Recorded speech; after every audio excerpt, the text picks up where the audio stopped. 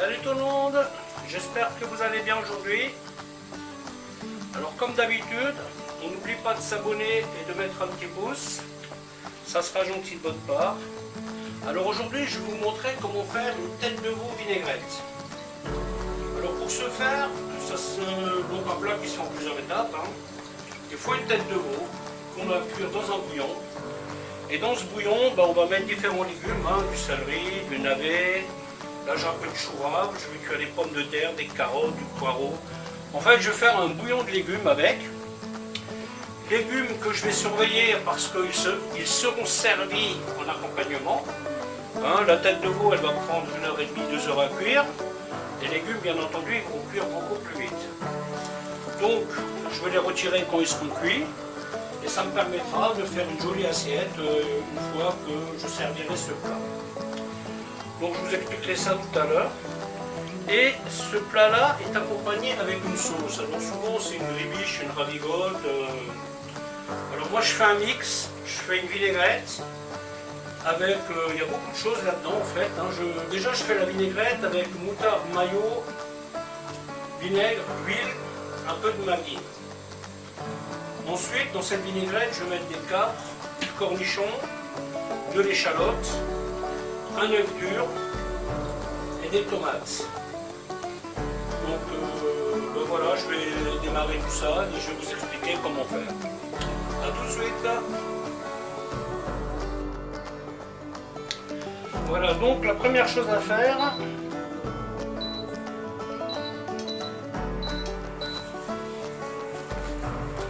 c'est démarrer la tête de veau à l'eau froide. Car nous allons la blanchir. Et pendant ce temps, on va préparer les légumes.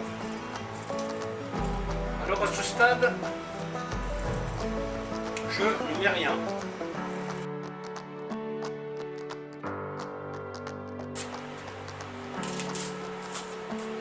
Donc là j'ai tout simplement pris une barquette à pot-au-feu. Compléter ce que j'avais déjà.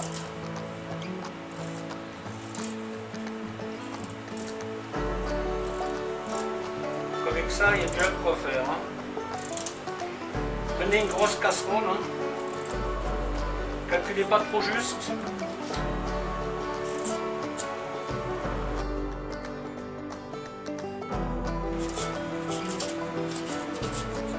Bien entendu, bien laver les légumes.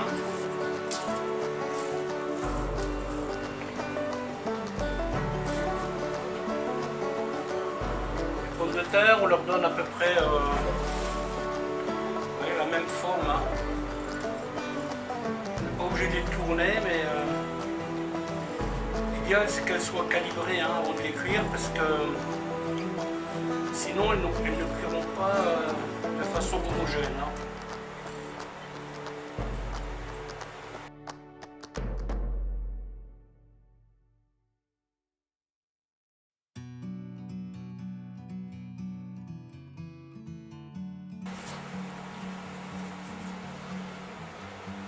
Voilà, le poireau, je vais tout simplement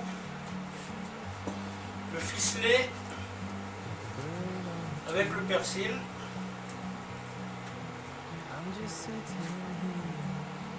Voilà, ça sera plus facile à sortir.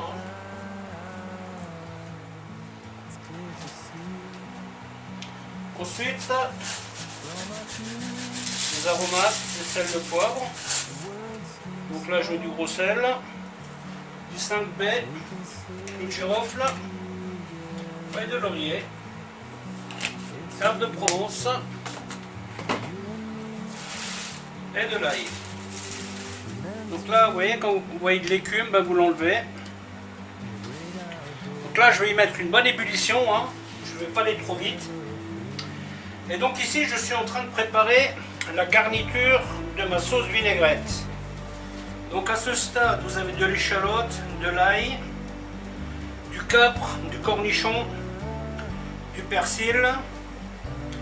Je vais y rajouter un œuf dur, des dés de tomates et de l'estragon. Alors cette viande là, vous pouvez faire du presse-kopf avec. Hein. Quand je fais du presse-kopf, je rajoute 1 ou 2 pieds de veau. Et c'est avec ça que je fais ma gelée en fait, hein, tout simplement. Voilà, on laisse bien bouillir. Bien entendu les tomates, on enlève les pépins. Hein. Alors quand vous voulez faire du presse-kopf, surtout ne négligez pas le bouillon. Hein. Qu'il soit bien relevé. Ok, donc là je mets les aromates. Hein. Donc comme dit, clou de girofle, feuille de laurier, gros sel, poivre, herbe de Provence. Ensuite, on rajoute les légumes. Hein. Donc on attaque la vinaigrette. Donc là je vais y mettre une dose de mayonnaise, une cuillère de moutarde, une douche et demie de vinaigre, 2 d'huile, un fond de Maggi et une douche d'eau, du sel et on touille. Parfait. Et on y met la garniture. Et voilà, il n'y a plus qu'à. Bon, cette vinaigrette, c'est bien de la préparer un peu avant. Hein. Genre le matin pour le soir ou la veille pour le lendemain. C'est bien quand elle infuse en fait. Et quand vous goûtez une vinaigrette, pensez toujours à bien mélanger. Hein. Pas que vous pensiez qu'il n'y ait pas assez de vinaigre, en fait il est au fond. Donc voilà, c'est à ébullition.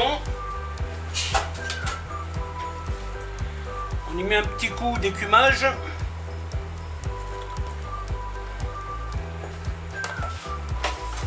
Donc là je vais laisser cuire ça une demi-heure.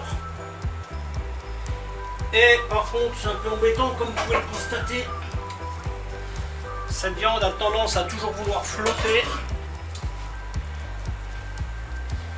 Et là, le combat, c'est de lui garder la tête dans l'eau. Alors moi, en général, ce que je fais, je fais comme ça. Voilà, pour essayer de... Donc faites bien attention de ne pas vous brûler. Hein. Essayez de trouver un équilibre. Et là maintenant je vais lui donner une demi-heure de cuisson. Et j'y rajoute les pommes de terre. Voilà, donc là le moment est venu de voir où en sont les légumes. J'ai pas du tout envie qu'ils soient archi cuits, hein, donc là je vais les retirer. Les pommes de terre vont être un peu justes.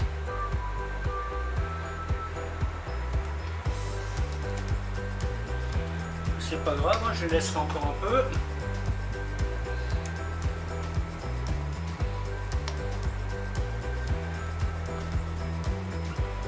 Le navet c'est bon, les carottes... Ah, le chou rave par contre.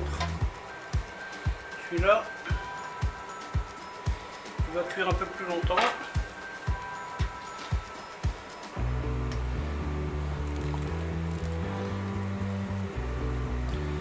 Pommes de terre, les pommes de terre aussi.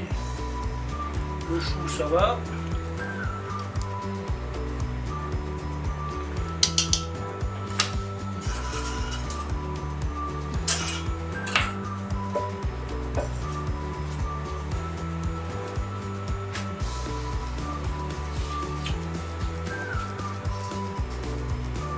Carrément sortir ça, ça sera plus simple que d'aller à la pêche.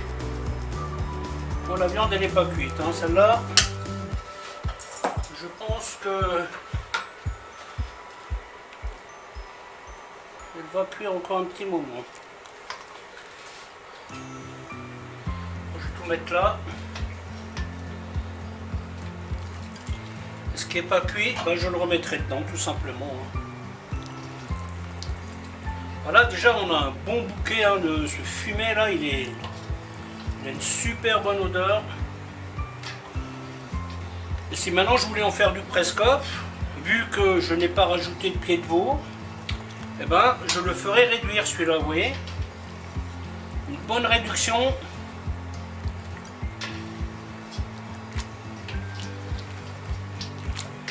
Et il prendra tout seul en fait. Hein.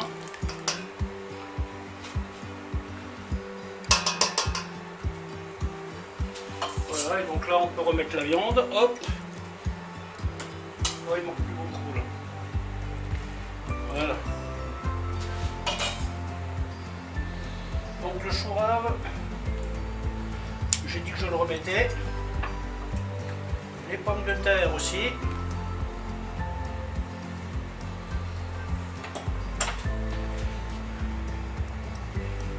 Pas grand chose.